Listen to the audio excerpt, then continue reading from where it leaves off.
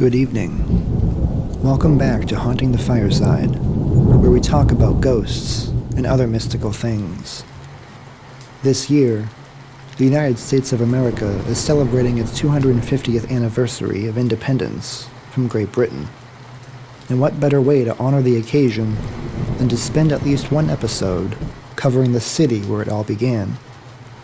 I had been entertaining this idea for a while, and I intend to make this the first installment in a mini-series about the supposedly haunted sites of Old Boston Town, the capital of Massachusetts.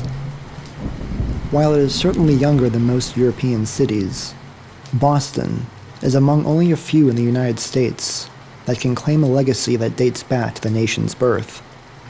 It is unfortunate, however, that much of this legacy has come in the form of death, violence, and bloodshed over hundreds of years, not only in massacres and battles, but also from public executions, fires, floods, and crime. Such a lengthy pattern of tragic events is bound to have an effect on the city's spiritual atmosphere. Tonight, we're going to delve into the history of a particular island in Boston Harbor and explore the mystery of a ghost that has called it a home for over a century. Join us as we sail out to George's Island and stroll about the grounds of Fort Warren, where we might just meet the spirit known as the Lady in Black.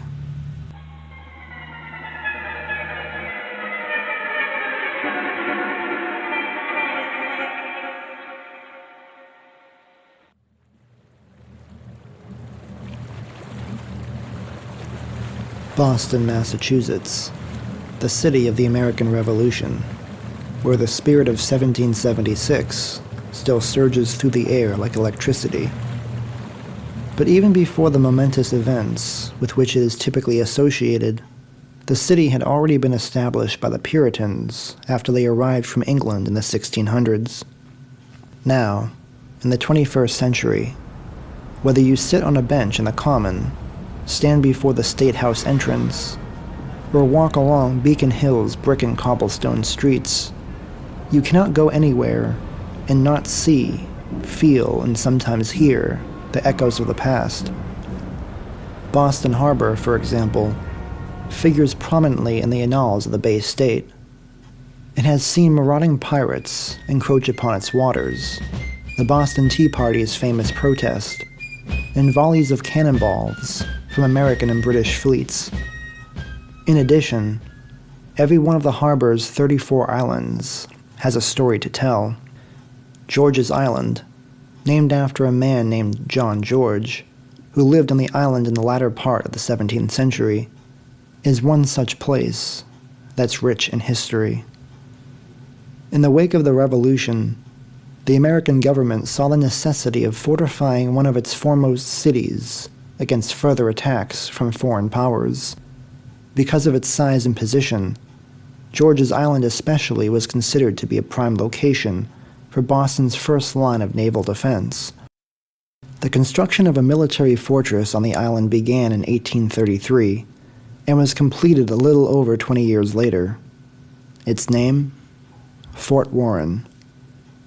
Made from stones and granite hauled up out of quarries in nearby Quincy, the vast, pentagon-shaped structure would serve chiefly as a training facility and a barracks for American troops from the Civil War on up through World War II until it was decommissioned shortly thereafter.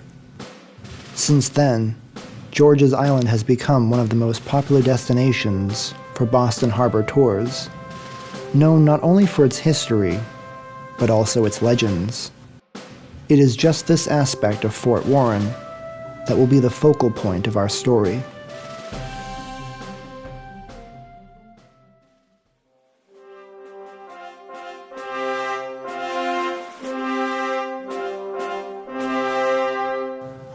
During the Civil War, Fort Warren was used as a prison for Confederate soldiers and officers.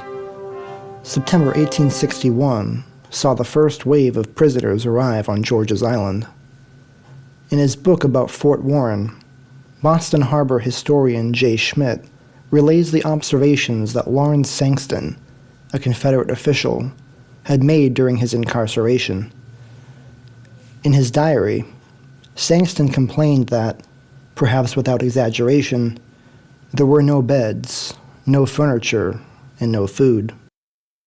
This lack of provisions, however, seemed to be less a display of cruelty than of poor planning on the part of administration, and would be corrected in the course of time. West Point graduate and Mexican War veteran Colonel Justin Dimick was recently appointed commander of Fort Warren. When he discovered that his estimate of the prison's capacity was surpassed far beyond what he initially thought, he ordered shipments of the necessary commodities be made to the island. In fact, Colonel Dimick was exceptionally fair to his Confederate prisoners, providing hearty meals of codfish, potatoes, and baked beans. When Vice President of the Confederacy, Alexander Stephens, was held prisoner in 1865, he reported being permitted to take walks, play games, and drink whiskey with his fellow prisoners, provided that these activities did not get out of hand. But despite Colonel Dimick's leniency, many of the prisoners grew restless.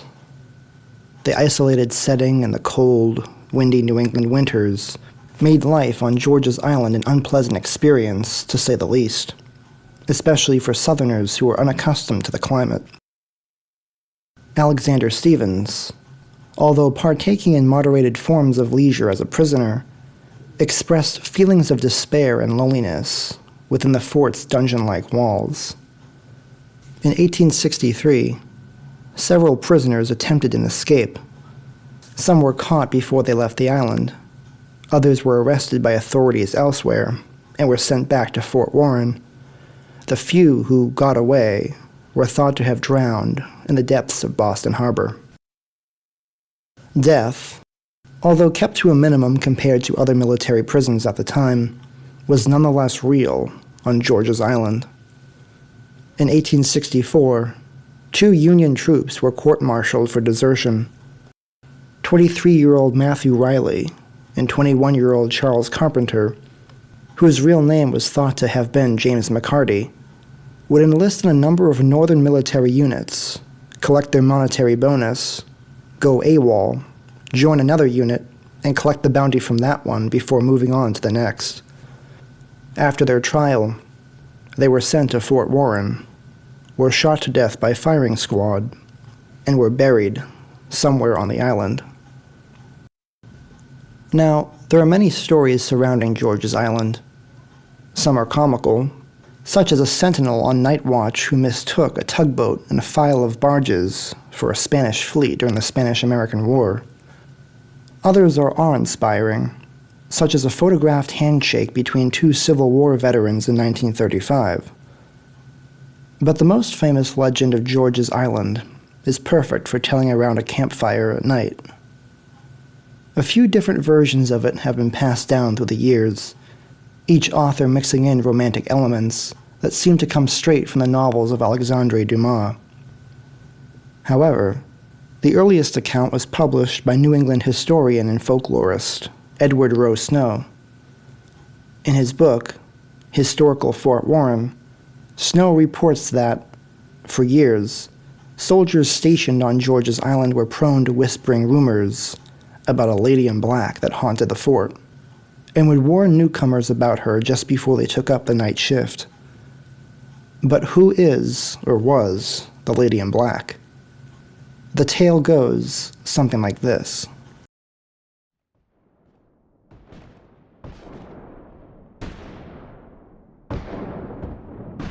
The year was 1862.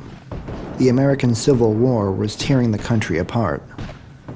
The Union Army, led by General Burnside, stormed a Confederate stronghold on Roanoke Island, near North Carolina's Outer Banks. After obtaining the victory, it is said that the Union Army captured over 100 Confederate soldiers, among them being a young man who had recently been married. The young soldier, who in some cases is called Andrew Lanier, was shipped up to Fort Warren as a prisoner of war. Even though he was confined to the walls of his cell, he composed a message explaining his situation, describing the prison, as well as providing directions to the ward, ominously known as the Corridor of Dungeons, and sent it from the island to his home in Georgia.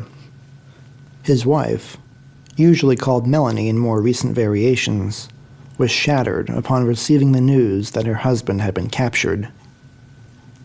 We are told that Melanie spent weeks plotting to rescue her husband from the Union's clutches. Once she formed a firm resolve to go through with her plan, Melanie secured passage to the Massachusetts city of Hull, which lies a stone's throw across the water from George's Island. Not long after her ship touched down on northern shores, she came into contact with a Confederate sympathizer who lent her a pistol and a set of men's clothing. Then, she either tied up her hair under a wide-brimmed hat or cut it short to give herself a masculine appearance, thus concealing her identity. At last, on a particularly dark and stormy night, Melanie rowed out to George's Island on a small boat. Under the cover of darkness, she beached her vessel on a secluded corner of the island, disembarked, and infiltrated Fort Warren's parade grounds. The heavy rain greatly reduced visibility, and the raucous thunder made it impossible for the unsuspecting sentinels to detect her footsteps splashing across the muddy earth. Having evaded the guards, Melanie planted herself in a ditch outside of what she understood to be the Corridor of Dungeons, the prisoners' quarters. She looked up and whistled a tune that she knew her husband would recognize. In response to her signal, Andrew arose and peered out of a narrow upper-story window. Seeing that his wife had come to rescue him, he unfurled a bedsheet like Rapunzel let down her hair for her prince. Melanie took hold of the linen, and with it, Andrew pulled her up to his cell. The couple rejoiced with tears and embracing. Reunited once again, they started to plan their escape from the island fortress on that dark and stormy night. Because Andrew's cell was high off the ground, the window was an inadvisable escape route, as a jump or fall might prove fatal, or could be loud enough to alert Union officers to their position. Instead, husband and wife fashioned a tunnel through the prison cell's walls, moving outward and downward in a direction that was supposed to bring them to ground level. They dug into the stone all night long. They were making progress. Freedom appeared to be on the horizon. But they would eventually come to the bitter discovery that they had made a grave miscalculation. While they thought they were heading to the fort's outer walls, Melanie and Andrew Lanier actually had been edging towards the soldiers' quarters. Hearing a disturbance from inside the walls, a group of Union soldiers followed the sounds of scratching and crumbling rock until they watched two men emerge from the cold stone in one of the officers' rooms. The soldiers notified Colonel Dimmick, who promptly arrived on the scene to officiate. He knew full well that one of the men was a prisoner who was obviously trying to escape, but the other man could not presently be accounted for. It was not until Melanie removed her hat that she revealed herself to be the prisoner's wife, the mastermind behind this prison break. Realizing that they were done for, Melanie did the only thing she could think of. In the heat of the moment, she drew her pistol, aimed it at Dimmick, and pulled the trigger. But rather than firing a shot at the colonel, the gun, a volatile pepper box type, suddenly exploded, with gunpowder and sharp debris flying haphazardly about the room. The closest person to the burst was Andrew, who died instantly. Everyone else came away relatively unscathed. Colonel Dimmick recomposed himself and declared that, with the would-be escaped prisoner now dead, nothing was left to do but to hang the lady, Melanie Lanier, as a spy. And so she would be hanged, but not until after they fulfilled her last request, that she be hanged in women's clothing. With the resigned courtesy given to people who were facing imminent doom, a soldier produced a woman's black robe, which some authors speculate was a costume used for theatrical performances. Upon Melanie's acceptance of the article, she was led in a somber procession to a site suitable for the manner of execution. She was fitted with a noose, strung up on a tree or makeshift gallows, and breathed her last breath on George's Island. So ends the story, with a tragically ironic climax in the style of Romeo and Juliet. At this point, it's worth noting that, in recent years, the legend of the Lady in Black has been thought to be just that, a legend. Some authors, like J. Schmidt, argue that it is likely a piece of fiction that was invented by Edward Rowe Snow himself, purely for entertainment and intrigue. Their basis for saying so is that there is little, if any, historical evidence to support certain aspects of the narrative, namely that no hangings, at least not of spies and women, were ever documented at Fort Warren. However, Schmidt mentions that every official document made during the fort's military lifespan was destroyed after it was decommissioned following World War II. The lack of evidence, however, mixed with the idea of lost documentation, has not stopped, but only fueled, a long line of ghost stories. In the wake of Melanie Lanier's death, paranormal claims began to circulate among military men who were stationed at Fort Warren, even long after the Civil War ended. They would report seeing a mysterious woman, dressed all in black, wandering about George's Island and stalking Fort Warren's cold, stone corridors. In addition to possible sightings of her specter, any unexplainable phenomena that occurred on the island would often be attributed to the Lady in Black. In historic Fort Warren, Edward Rowe Snow tells of an unusual story in which a group of soldiers, during the winter of 1934, were strolling near the arched sally porch that serves as the main entrance. As they walked, they came across exactly 5 footprints in the snow, footprints that seemed to be about the size and shape of a woman's shoe. What made this strange was that not only was the fort exclusively occupied by male troops at the time, and no female had recently visited the island, but that the footprints came from nowhere and led to nowhere. It was as though someone had literally dropped out of the sky, walked a few steps, then floated away into the air. The snowy ground where the men stood was wide open. It would have been impossible for anyone to walk there without leaving traces of where they came from and where they went. If we are to assume that the story is true, reason would have us ask, how did those footprints get there? A likely logical explanation could be that another soldier pulled a prank by walking around in the snow and covered up all but 5 footprints to make it appear that something paranormal had taken place, when, in reality, it hadn't. Perhaps the only problem with this explanation is that the person would have made a mess of footprints getting to and from that spot, and from kicking around snow to cover up their tracks. But then, if it really was the ghost of the Lady in Black, why did her spirit leave 5 footprints and not 4, or 2, or 6? Since the soldiers in this story remain unidentified, we cannot pursue the claim any further, either to verify or falsify it.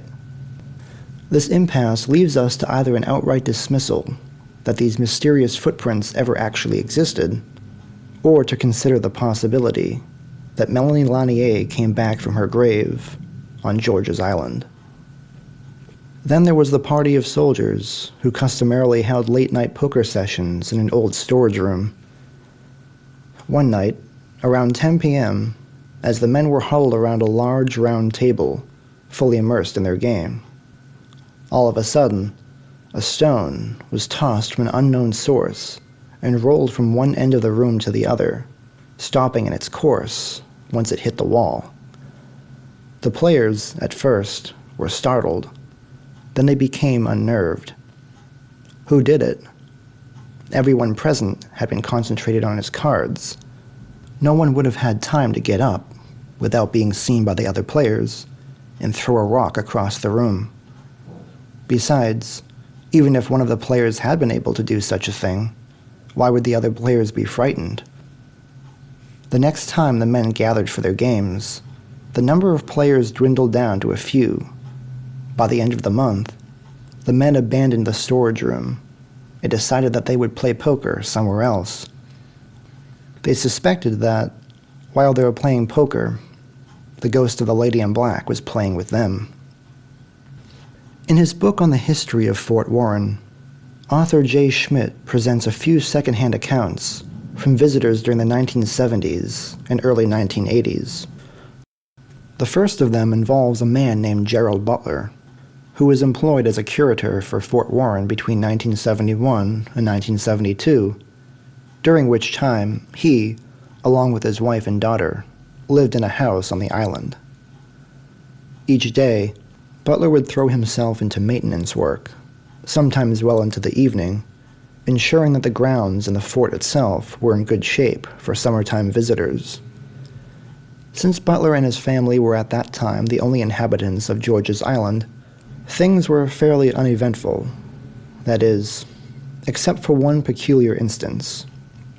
As Schmidt relates, it was around 10 p.m. one wintry night, when Butler was replacing a window in the observation tower on one of the fortress bastions. While he had been busy about completing his task, he heard footsteps moving along the ramparts below. He turned, half expecting to see either his wife or daughter, or both. To his surprise, however, he saw no one. As he stood listening to the footsteps, staring in the general direction of where the sound was coming from, he gradually became unsettled. Goosebumps creeped across his arms, and his hair rose with his growing fear. Who could it have been? His family was back at the house, fast asleep. If it was a park ranger, Gerald would have been notified prior to his or her arrival on the island, and he himself knew that no visitors were allowed on the island at such a late hour. Apparently, this was Gerald's only strange, and hitherto unexplained, experience while working at Fort Warren. J. Schmidt also tells us that, sometime in the mid-1970s, scientists from the Massachusetts Institute of Technology came to George's Island to research the paranormal claims associated with the Lady in Black. As part of their investigation, they set up video cameras in various spots around the island and let them roll all night. After the investigation, the scientists reviewed the footage and then brought it to Schmidt's attention. Although most of the reels revealed nothing out of the ordinary, Schmidt said that the scientists noticed that one or two frames from a certain camera features the vague figure of a woman wearing a bonnet and shawl. Schmidt also says that he himself viewed that part of the film, but never settled on any definite explanation as to what the image might have been. The last anecdote that J. Schmidt gives us involves a group of Civil War reenactors who sailed out to an otherwise vacant George's Island one weekend in 1981. Free from the distraction of tourists and park rangers, they pitched their tents out on Fort Warren's parade grounds and engaged in the usual activities of historical reenactment troops. However, a storm came to put a damper on their fun one evening and lasted for several hours.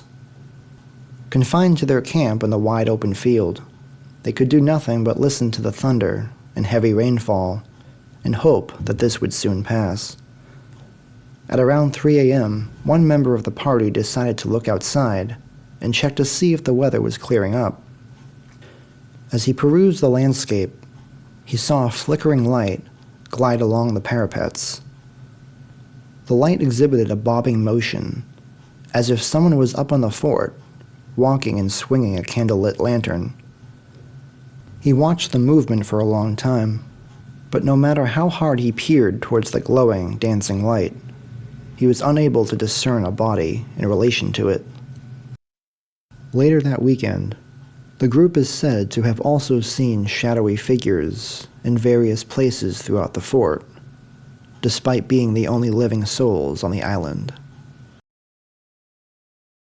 What about the Lady in Black today? It would seem that, in some ways, the legend lives on. Sam Baltrusis, a New England-based paranormal investigator and author, devotes a chapter to the history of Fort Warren and its residential spirit in his book, Mass Murders. We have already covered most of the things he discusses there, but the main item of interest is his own possible encounter with the Lady in Black herself.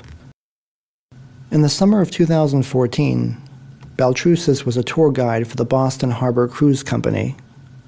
Much of his work, of course, centered around educating tourists about the history of the Boston Harbor Islands.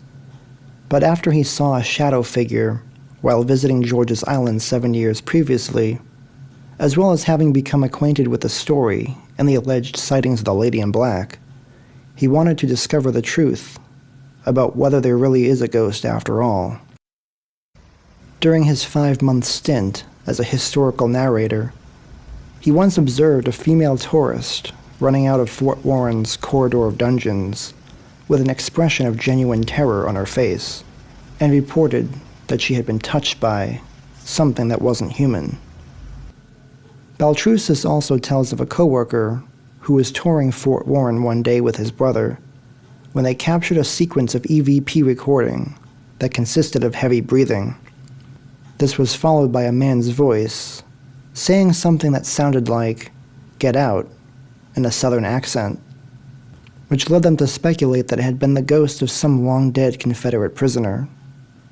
Baltrusis himself listened to the recording and provided his own remarks. But while this is interesting, neither Baltrusis nor his colleague elaborated any further on the circumstances as to how exactly the recording was obtained. Where was the coworker and his brother when they captured the audio? Perhaps another tourist nearby had spoken the phrase as a joke. Or maybe the actual phrase was misheard as "get out," probably due to the location and context, whereas the speaker, whoever or wherever he was, may have said something less ominous. What is the verdict regarding a possibly haunted Fort Warren? Peter Muse, another New England author and folklorist, suggests that the Lady in Black story is most likely a means of explaining the unexplained. Whenever we are confronted with a puzzling experience, we wonder about it. Naturally, we want an answer. But when no natural explanation satisfies our curiosity, we sometimes settle for one that might be far-fetched. On the other hand, we also enjoy telling and listening to stories, especially as they help us to understand the mysteries that surround us. True or not, we are attracted to the idea of a ghost or two haunting an old, historic place like Fort Warren. We revel in tales that can be told around the dying light of a campfire, where we can indulge in the romance of the human imagination. But if the story of Melanie Lanier is a mere fiction, invented either by Edward Rose Snow or by soldiers, what about the reports from various people in more recent times? The disembodied footsteps that Gerald Butler heard when he was alone? The MIT scientists who captured an ethereal something on camera? The Civil War reenactor who saw a disembodied light during a rainstorm? The girl who was touched by invisible hands? The EVP recording of a ghostly demand to get out? Can these instances be the result of the power of suggestion and confirmation bias? Or can they be counted as valid paranormal experiences? What do you think? Have you ever been to Fort Warren? Did you yourself have any experiences there that you struggle to explain in natural terms? I invite listeners to share their experiences in the comments below, as well as your thoughts as to whether Fort Warren really is haunted. For those who are just learning about this place, I will add a list of sources and further reading materials in the description of this video, which you can use for your own research. This has been another installment of Haunting the Fireside, brought to you by the Stoneham Public Library. As always, thank you for watching, and keep on reading.